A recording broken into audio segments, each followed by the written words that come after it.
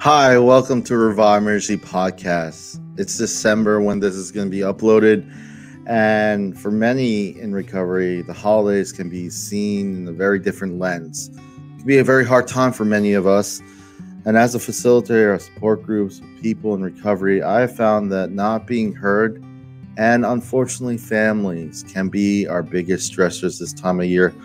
Today, like I said, I don't know.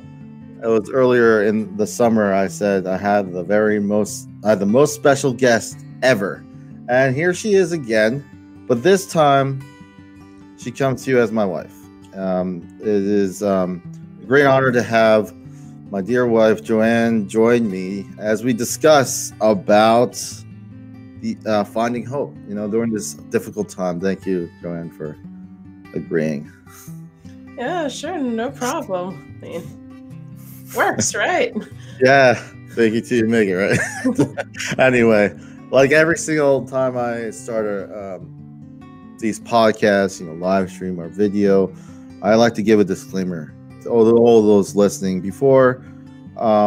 If you are in crisis, I please encourage you to seek appropriate professional help. The crisis hotline in the United States is 1-800-273-8255. It's National Suicide Prevention Lifeline. Then again, wherever you are in the United States or outside, I do encourage you to find what is local, what resources you have locally. You'll be surprised. And me being a facilitator, I do find that there is a new avenue, a virtual support group that you I encourage you to check out if you are open to that idea. But with that being said, every podcast, again, and you know this, I start off with a quote. Today is no different. It's from Jack Canfield, and let me just put. First, I want to share this. This will be in the notes. This is obviously the number for the National Suicide Prevention Lifeline, but then again, like I said, it'll be in the description of the video and in the podcast. But with that being said, this is a quote. It says, "Everything you want is on the other side of fear." Fear, I feel sometimes in this context can be the opposite of hope, and last time you were here, Joann, you were very brave to kind of share your story of your mom and her passing. Loss is something that a lot of us in this world can really understand in different ways. Right now, with uncertainty that looms right now as we head to the holidays, losses can look in different shapes. It doesn't have to be a life. It could be a loss of a relationship, like a falling out, or it could be a loss of a job, loss of security, loss of health. There's a lot of losses right now that a lot of us are feeling. I want to ask you, like I said, listen to this quote and the context of the word fear, and as we head into the holidays, what comes to mind, Joann? Well, it's just kind of interesting how the holidays are towards the end of the year. Mm-hmm. It's almost like indirectly we're celebrating that we made it through this year, and 2020, I mean, yeah. Yeah. Need I say more? No. I think all of us have their stories, the struggles, but like you said, it is funny that at the end, it's almost like we made it. We survived this kind of rite to passage to get to the other side of a new year. But at the same time, look at this quote. Fear is in the fear. I feel is no. Everything you want is the other side of fear. Fear is looked at different ways. When you digest it, when you kind of peel the layers, what does that quote mean to you, especially today? Well, just like having the holidays towards the end of the year is like a rite of passage that we can now make it to the new year. I guess facing our fears is also a rite of passage, but to something much deeper and much more lasting than a new year. Here's this quote from Nelson Mandela. He says, "I learned that courage was not the absence of fear, but the triumph over it. The brave man is not he who does not feel afraid, but he who conquers the fear." It's very interesting that, when we say, "I overcome fear," it's not that we say to that whatever that fear was connected to. We don't say that we don't care about that. That's different. The thing is that you have to care about the things that you're fearing to lose, because then there is really true fear. You know what I mean? If you give up, that's a whole different thing. And for me, I feel like Nelson Mandela, who had that quote, addresses that point. It's not that we're not going to feel uncomfortable or we're not going to have fear in our lives. It's us saying this whole mindset of that fear and that everything you want is on the other side of fear. It's just it's a good mindset. It's a positive way to look at things, but it takes time and effort, intentionality through your life to get to the point where you actually can practice that within your own life. But with that being said, anything you want to kind of add as we're talking about this quote or anything else leading into the holidays as we try to find hope? Well,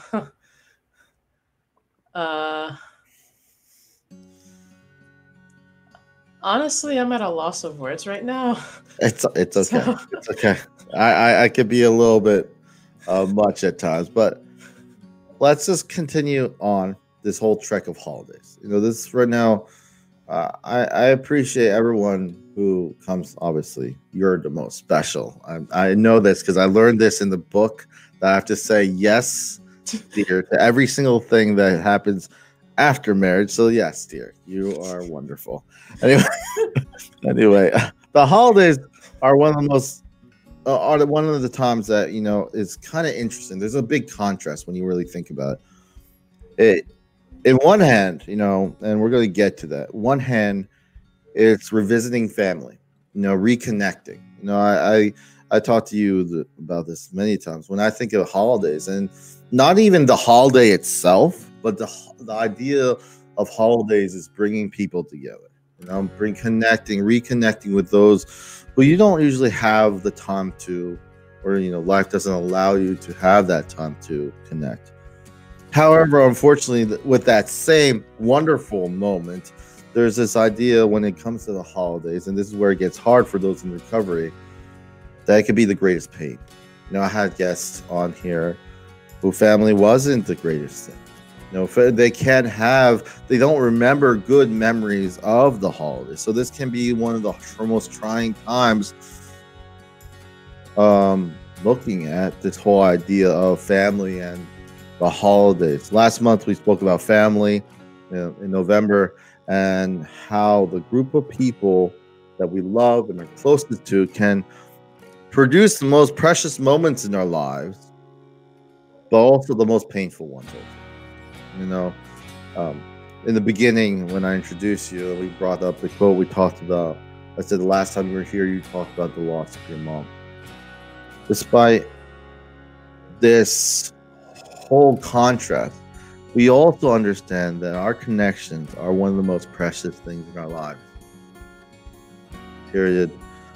And there's no right or wrong answer here. It's just a real contrast. It's hard for us to really, and I feel like I'll be kind of still learning and relearning and understanding this concept, because I'm going to ask you, how do you sift through this contrasting thoughts as you head into the holidays with the context of your experiences? Because we are built by our experiences. Whatever small details, as small or big as you think you are, when you think about that, what comes to mind? Perhaps I should start with how the holidays, like how Christmas was at my home growing up. My earliest memories are of lying on the couch, staring at the Christmas tree while I'm sick with a fever. No. That was just about every Christmas until I was 6 or so. I was always sick. Then after that, my dad, for the longest time, he worked in the forestry services, and then later as a truck driver. And especially as a truck driver, there were a couple of years where he would be weeks or even months away from home, and because of his job, he couldn't be home for the holidays, for Christmas or Thanksgiving. And so I'm not sure, maybe it was my mom felt the same way, but at least for me, it felt wrong to celebrate without him. Yeah. And so I grew up hardly celebrating. Like, sure, we'd have a tree, we'd have the lights, and at least it looked Christmassy. But the feeling, I guess it just, like, Christmas Day was not as important as the day Dad got home. Yeah. That was like the real celebration day of whatever time. Yeah, it just reminds me of what I just put on the screen.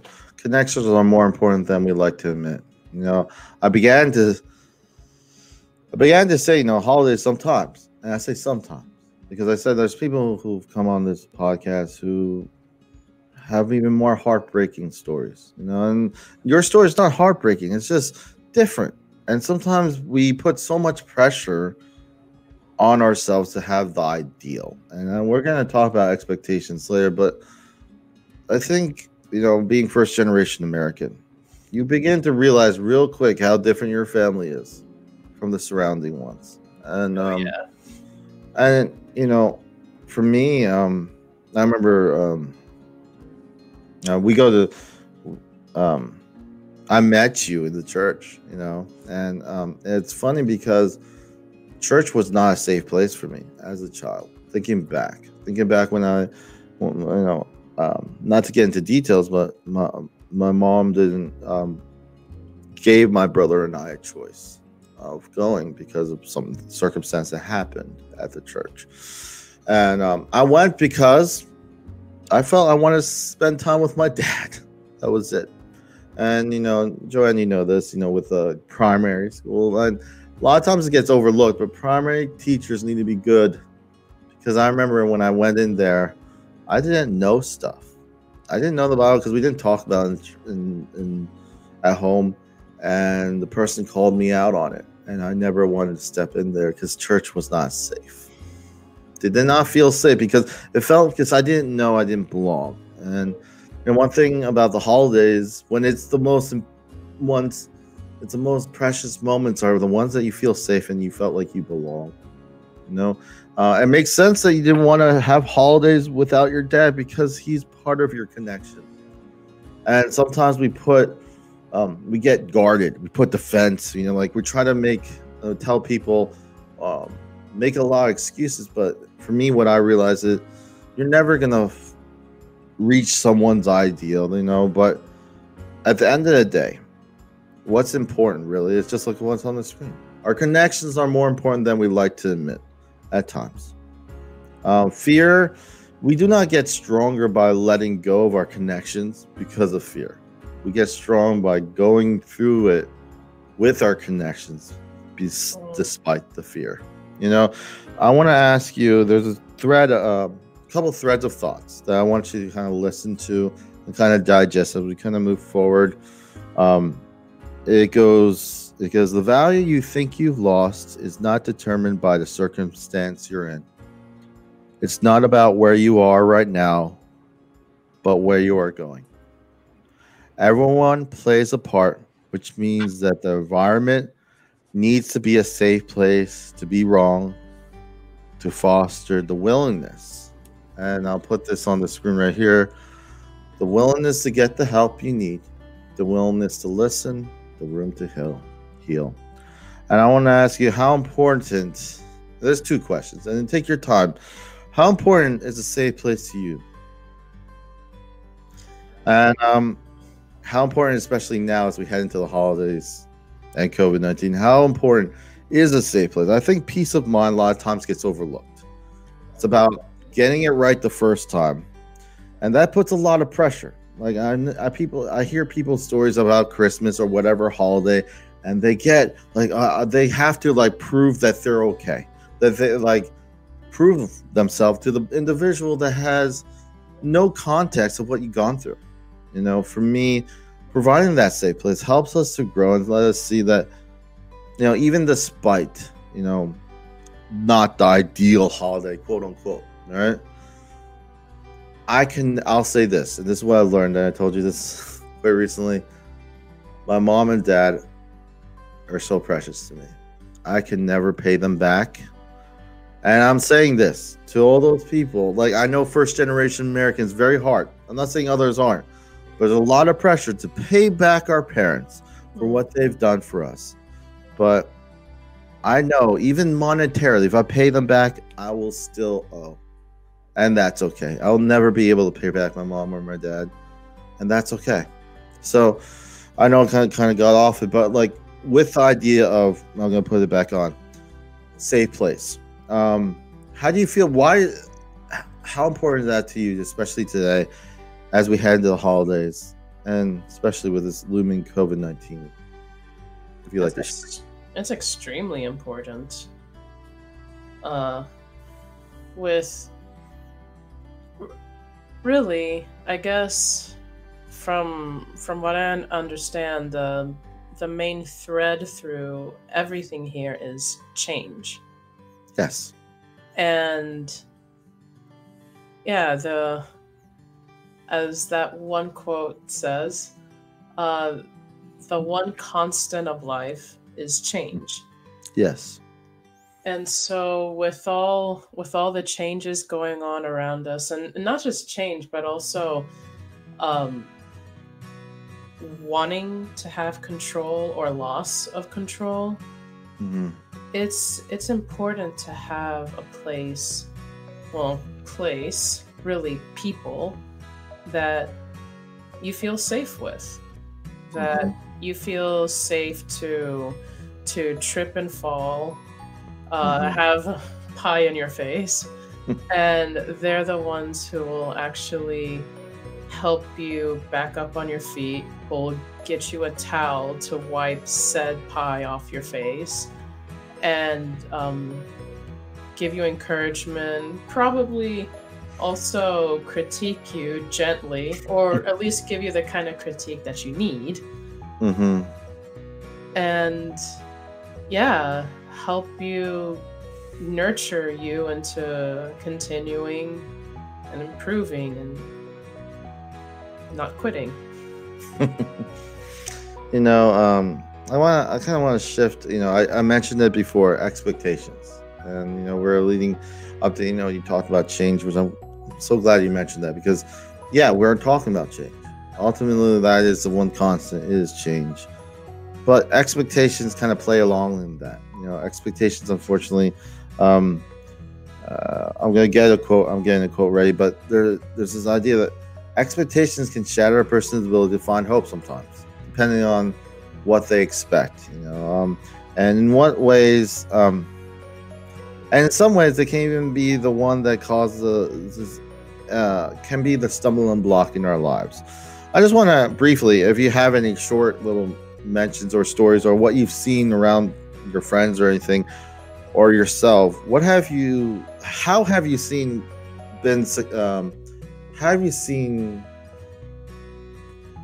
people or yourself combat, or like the toxicity of unhealthy expectations? How have you seen that done with grace, with success? Because expectations kind of lead to a lot of unhealthy habits at times, and perceptions and views on not only yourself but others.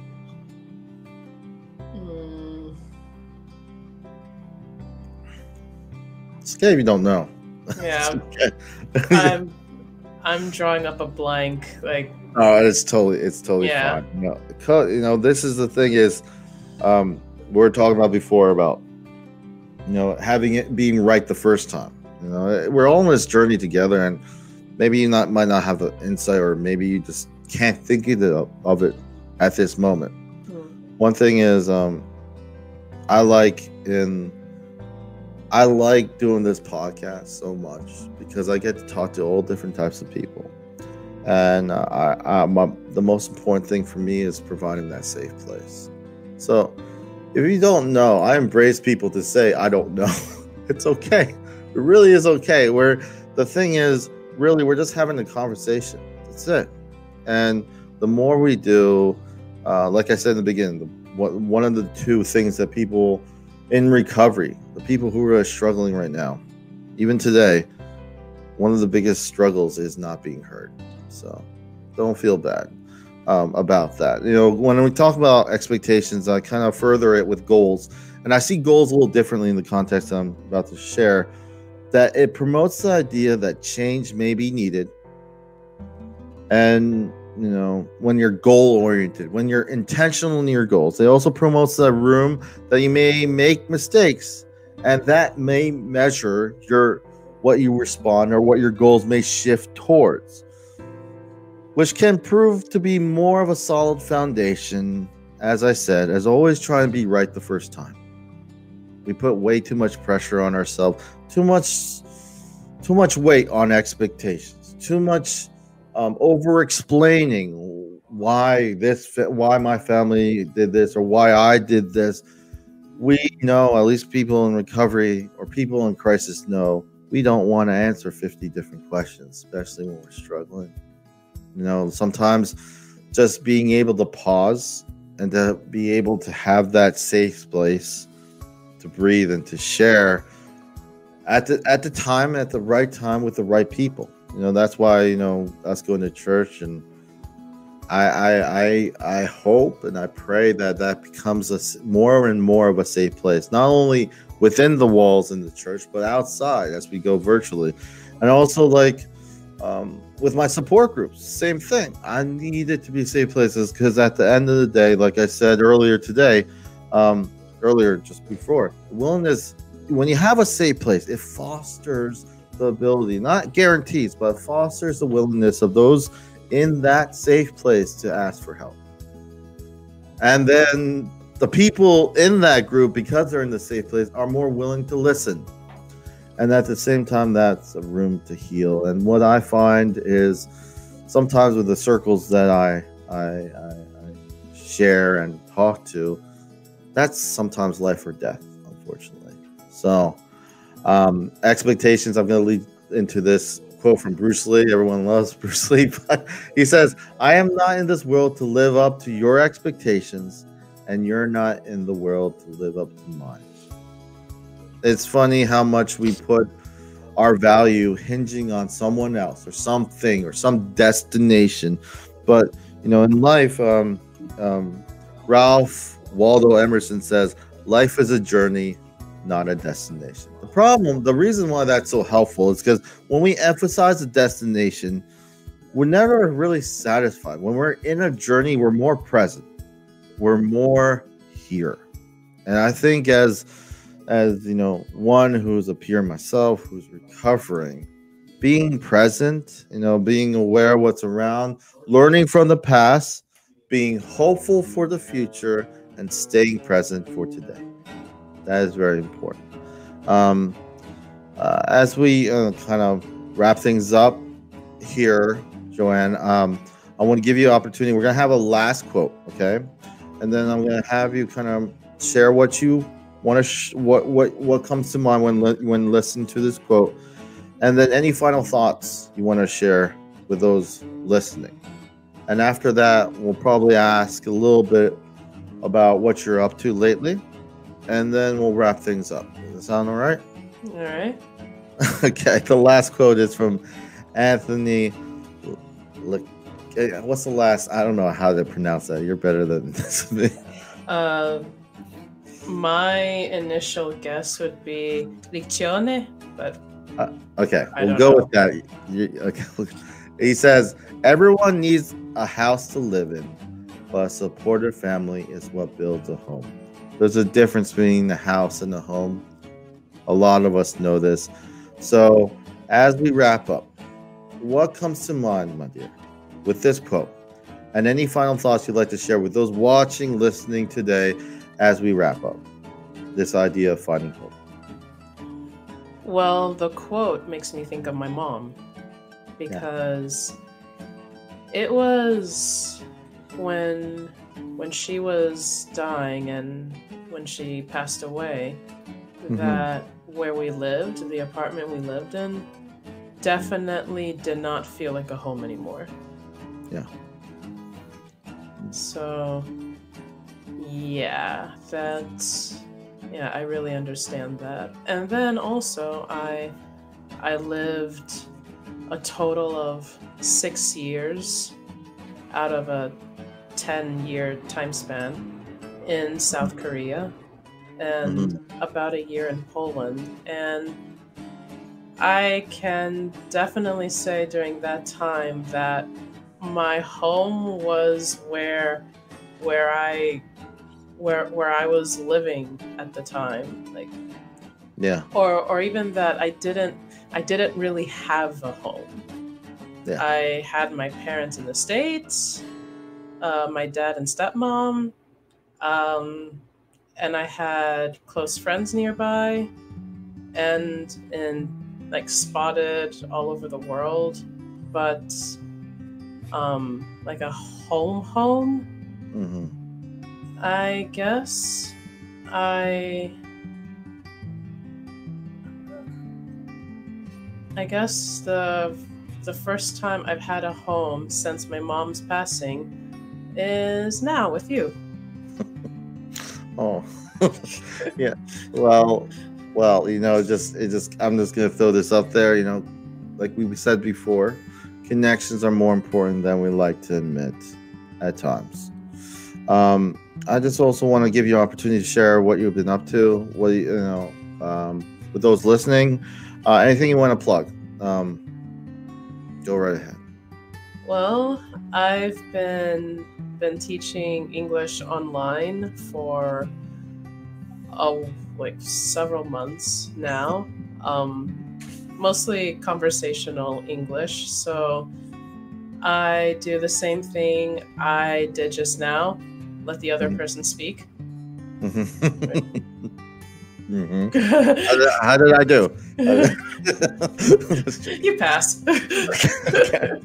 Also, you're not mentioning it. Oh, sorry, I'm going ahead of myself. But you also are. And I'm also a proofreader. So it's not an editor. I don't look at manuscripts and change everything for the author, but I'm pretty much the last set of eyes to check said document before it gets published. And and I have been I have witnessed her work with a lot of the descriptions on my podcast, and I would say, she does a great job. I'm supposed to say that, right? Yeah. It's right here in the notes. Just joking, but there's no gun, ladies and gentlemen. Like I'm not threatening him. I promise. Like, yeah. But I really think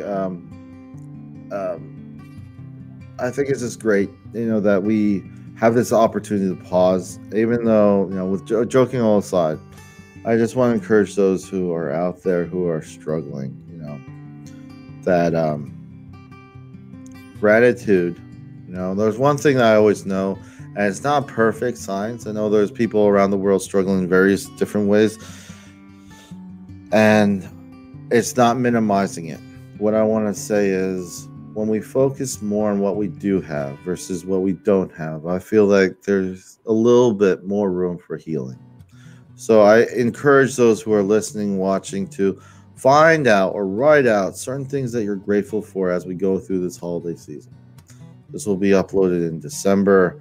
Thank you so much for Joann for agreeing to be on here again, and sharing your insight with everyone watching and listening. Sure. Thanks for the opportunity. Anyway, I just want to share with those who are listening that remember to check out Revive Ministries and all its everything it's doing through its various platforms on one of them is just on the screen. It's reviveministriesfl.com. Also, I want to share with you that each month, there is there's a new theme, and at the end of this, there's going to be a video after we close with the last quote, and that is the promo video for October to January. So this month it's not the end. It's not the end. Finding hope. Next month in January, I encourage you to join us as we go through a brave new world together, and February is finding wellness in our relationships and so forth. And I'm excited. This is a new year of podcasting and sharing different platforms and different ways to connect. As was it Benjamin Franklin once says, tell me and I'll forget. Teach me, I may remember. Involve me, and I will learn. It's a very difficult time to involve people, especially with the platform and the situation that's around the world. But I do encourage all of us to connect. This is goodbye from Revive Ministry Podcast, leaving you with this last quote. And bear with me. I don't think I even put it on. Oh, yeah, it's right here. I'm sorry. Okay, it's right here. Okay, leaving you with this last quote. And it reads, our greatest weakness lies in giving up. The most certain way to succeed is always to try one more time. And that is from Thomas Edison. Goodbye, everyone.